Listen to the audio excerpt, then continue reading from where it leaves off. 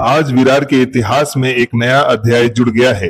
नारंगी में वर्षों से जिस फ्लाईओवर ब्रिज का इंतजार किया जा रहा था, आज उसका मुख्य उद्घाटन संपन्न हुआ। यह फ्लाईओवर अब विरार पूर्व और पश्चिम को जोड़ते हुए हजारों नागरिकों के सफर को आसान, तेज और सुरक्षित बनाएगा। इस ऐतिहासिक अवसर पर मुख्य अतिथि के रूप में उपस्थित रहे महाराष्ट्र सरकार के माननीय पालक मंत्री गणेश नाईक जी, जिन्होंने फीता काटकर इस बहुप्रतीक्षित फ्लाईओवर का लोकार्पण किया। कार्यक्रम में बड़ी संख्या में स्थानीय नागरिक, सामाजिक कार्यकर्ता और जनप्रतिनिधि मौजूद रहे।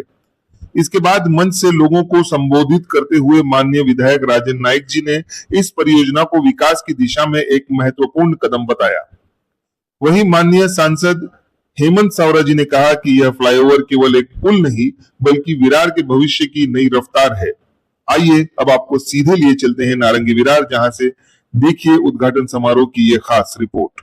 करायचे आहे त्याचं भूमिपूजन आपल्या सरकारच्या हस्ते करणार आणि भूमिपूजन झाल्यानंतरचं उद्घाटनही आपल्या सरकारच्या कार्यकाळामध्ये निश्चितपणे होणार असं मला ठाम विश्वास आहे।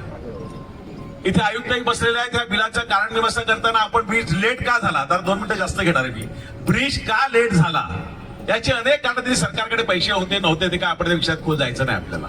पण ब्रिज का लेट झाला, ऍक्विजिशन बरोबर वेळेत झाला नाही, लोकांबरोबरही तक्रारी लोकांच्या आल्या आयुक्त साहेब, त्यामुळे या ब्रिज लाईट होण्याचं कारण आहे। पण आता तुम्ही एक सक्षम आयुक्त आहेत, आमचे सन्माननीय महापौर अतिशय चांगलं काम करतात, तर आपल्याला ह्या नालासोपारा, विरार, वसईमध्ये जे रेल्वे ब्रिज असतील, रस्ते असतील, त्याचं प्रॉपर लँड ऍक्विजिशन होऊन ह्या कामामध्ये टेंडर नंतर ताबडतोब काम कसं चालू होईल यासाठी आपण सगळ्यांनी प्रयत्न केले पाहिजेत। असे आयुक्त म्हणून मी आपल्याला महापौर आहेत, आमचे दादाही पालकमंत्री आहेत, त्यांनाही या निमित्ताने सांगेन।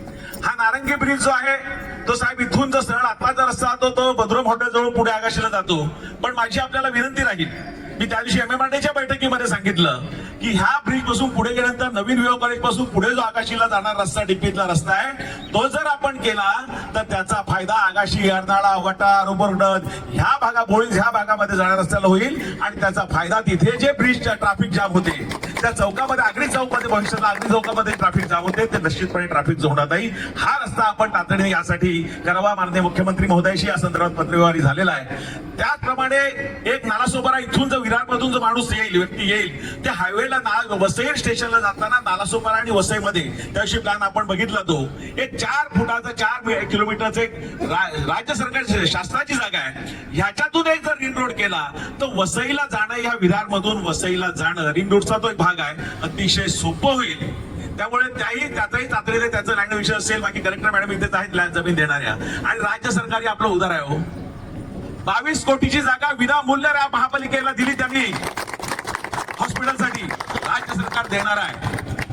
आपण मागितलं पाहिजे सरकारपर्यंत, आपण दादाच्या माध्यमातून निश्चितपणे पोहोचू आणि हे काम अतिशय ब्रिजचं काम असेल, येणाऱ्या भविष्यातले ब्रिजचं काम असेल, हे काम अतिशय चांगल्या पद्धतीने आपण सगळ्यांच्या सहकार्याने आपण निश्चितपणे करू असा ठाम मला विश्वास आहे। दादा आपण वेळ दिला त्याबद्दल आपले मनापासून आभार मानतो।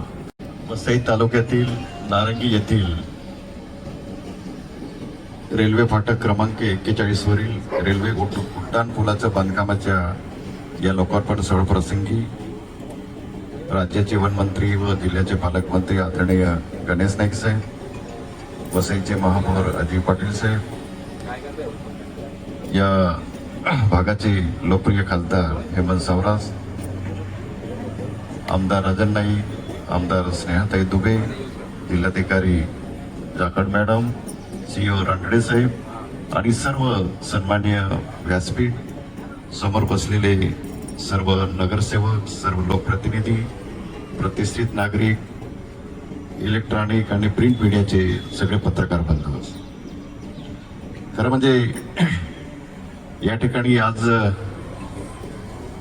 हा नारंगी येथील फाटक क्रमांक 41च्या या उद्घाटन प्रसंगी विरारवासियांना जेवढा आनंद झाला असेल तेवढा मला सुद्धा आनंद झाला नाही। त्याला कारण असं, ज्यावेळेस मी 2 वर्षापूर्वी जेव्हा मी इथे आता म्हणजे 2 वेळा खासदार होतो आणि या वसई विरारवासियांशी खूप जवळीक माझा संबंध आला आणि या वसई शहरासाठी ज्या नागरी सुविधा आहे, ह्या नागरी सुविधा सर्वसामान्य जनतेपर्यंत त्या ठिकाणी पोहोचल्या पाहिजे।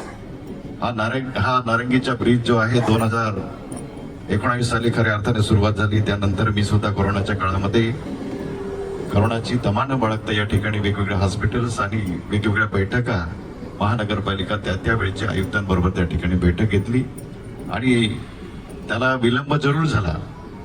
आणि त्या ठिकाणी मी एकटं श्रेय घेणार नाही, परंतु या ठिकाणी इथे नप्पा असतील, राजन नाईक आल्यानंतर त्यांनी केलेला प्रयत्न आणि खऱ्या अर्थाने त्याच्या वेळोवेळी त्या ठिकाणी आपण पाठपुरावा केला.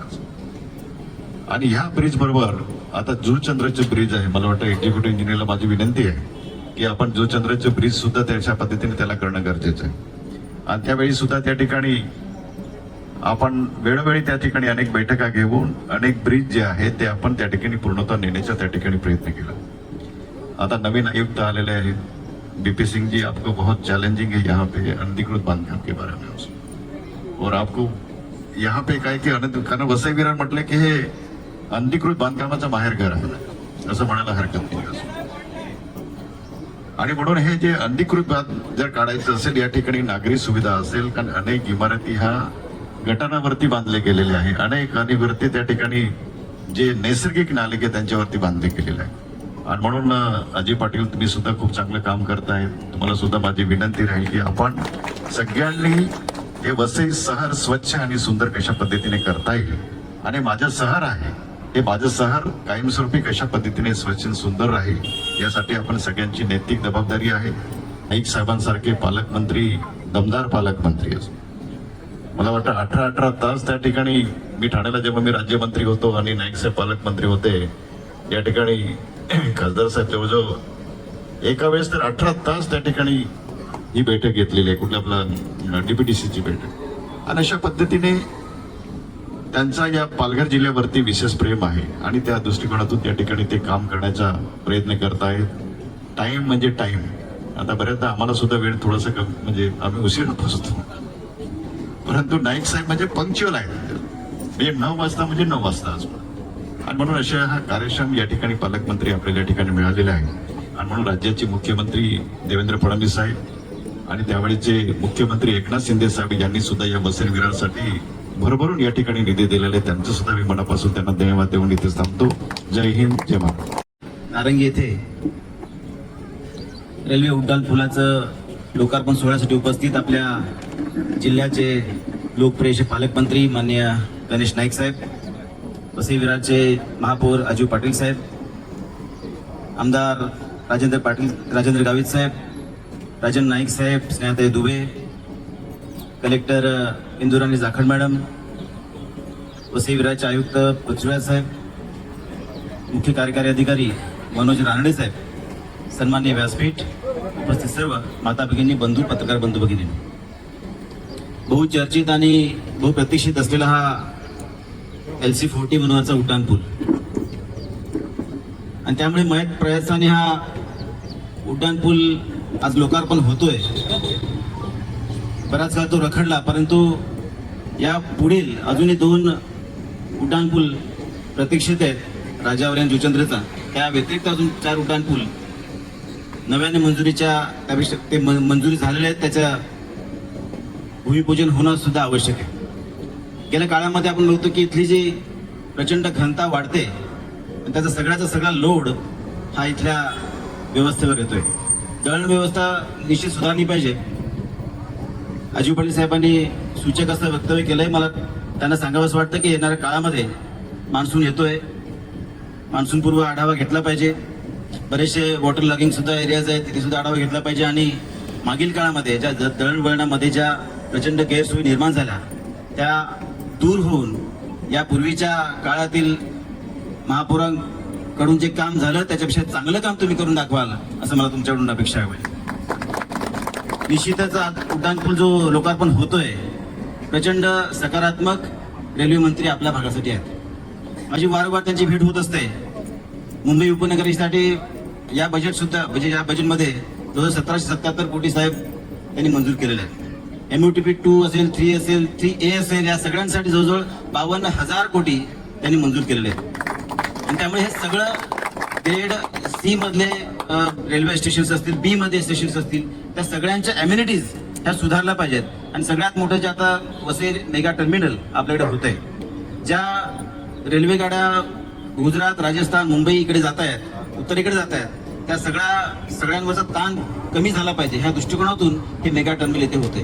आणि त्यामुळे बोरिवली विरार 5वी 6वी लेन सुरू होते, त्याचं काम सुरू आहे. विरार डहाणू 3री आणि 4थी लाईन ही सुद्धा टाकण्याचं मोठं काम सुरू आहे.